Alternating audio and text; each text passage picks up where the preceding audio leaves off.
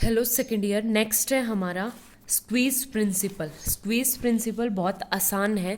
आप लोगों के अब थ्योरेटिकल पोर्शन आ चुका है, बहुत ध्यान से आपको साथ साथ पढ़ना पड़ेगा, वरना सीक्वेंस एंड सीरीज में बहुत कंफ्यूज हो जाओगे।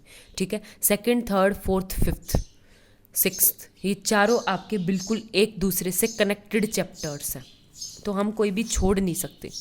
ठीक है, तो आप लोगों के पास क्या है, स्क्वीज प्रिंसिपल क्या है कि A N B N C N, ये तीन सीक्वेंसेस दे रखी है, A N B N C N. ठीक है, और किस तरह दे रखी है कि ए एन से बड़ी बी एन है, बी एन से बड़ी सी एन है।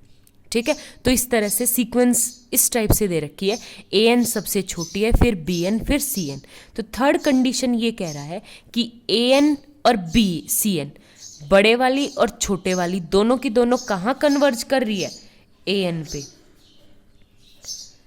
सी एन भी कहाँ कन्वर्ज कर रही है, ए पे। तो ये कह रहा है कि जो बीच वाली होगी बी एन, वो भी कहाँ कन्वर्ज करेगी, ए पर ही करेगी। ठीक है, तो उसका प्रूफ कैसे लिखेंगे, बहुत छोटा सा प्रूफ है, ध्यान से देखना। इसने कहा कि ए एन कहाँ कन्वर्ज कर रही है, ए पे, सी एन कहाँ कन्वर्ज कर रही है, इस पे। तो हमारे पास जो कंडीशन होती है वो क्या होती है, A N minus a is less than epsilon for all n is greater than equal to m।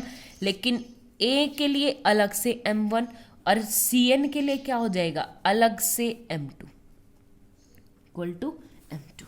ठीक है, आगे बात समझ में। अब इन दोनों में हम क्या ले लेंगे, मैक्सिमम ले लेंगे m, उसको क्या, m1 एंड m2 के लिए। ठीक है, तो एक क्वेश्चन पूछा था, किसने पूछा था पता नहीं, कि हम मिनिमम ले सकते हैं या नहीं ले सकते। हमें किसकी तरफ जाना है, इन्फिनिटी की तरफ जाना है ना। तो इन्फिनिटी की तरफ जाने के लिए हमें राइट साइड का देखना पड़ेगा। राइट साइड मतलब मैक्सिमम देखना पड़ेगा, m1 और m2, मतलब मैक्सिमम से भी बड़ा। ठीक है, तो हम क्या, n is greater than equal to maximum of m1 and m2। आगे बात समझ में, इन दोनों का जो मैक्सिमम है वो क्या होगा आप लोगों का, m।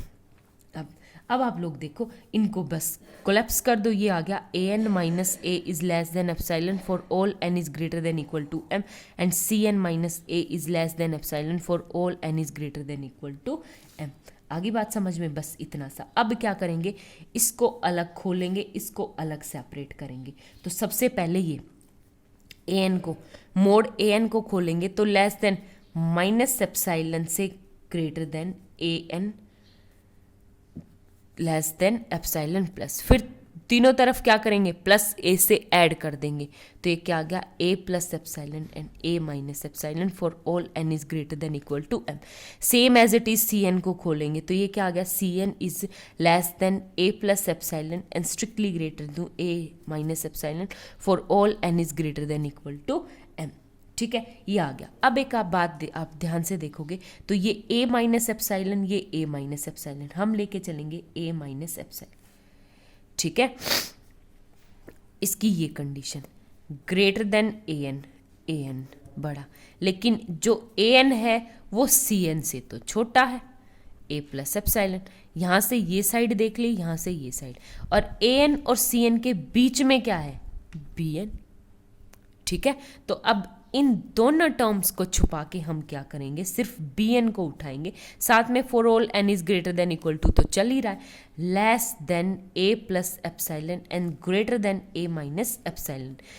दोनों तरफ क्या करेंगे, फिर से ए माइनस करेंगे तो ये क्या आ जाएगा, minus epsilon greater than b n minus A is less than, ये क्या आ जाएगा, एप्सिलॉन। ठीक है, तो ये क्या आ गया, mod function b n minus A is less than epsilon for all N is greater than equal to m. यही हमें प्रूव करना था कि जो बी एन है वो भी कहाँ कन्वर्ज करेगी, ए के ऊपर। ठीक है, ओके, बहुत आसान सी थ्योरम थी। Thank you.